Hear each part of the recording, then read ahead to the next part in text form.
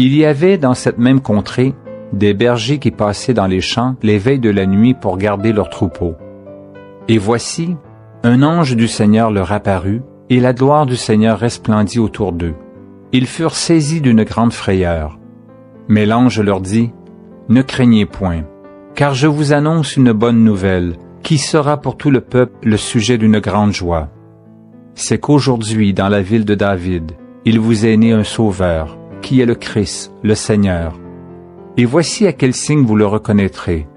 Vous trouverez un enfant emmailloté et couché dans une crèche. » Et soudain, il se joignit à l'ange une multitude de l'armée céleste, louant Dieu et disant, « Gloire à Dieu dans les lieux très hauts, et paix sur la terre parmi les hommes qui l'agréent. » Lorsque les anges les eurent quittés pour retourner au ciel, les bergers se dirent les uns aux autres, « Allons jusqu'à Bethléem, et voyons ce qui est arrivé, ce que le Seigneur nous a fait connaître. » Ils y allèrent en hâte, et ils trouvèrent Marie et Joseph, et le petit enfant couché dans la crèche.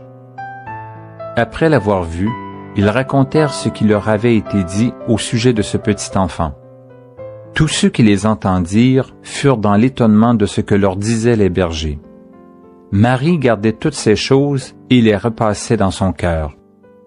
Et les bergers s'en retournèrent, glorifiant et louant Dieu pour tout ce qu'ils avaient entendu et vu, et qui était conforme à ce qui leur avait été annoncé.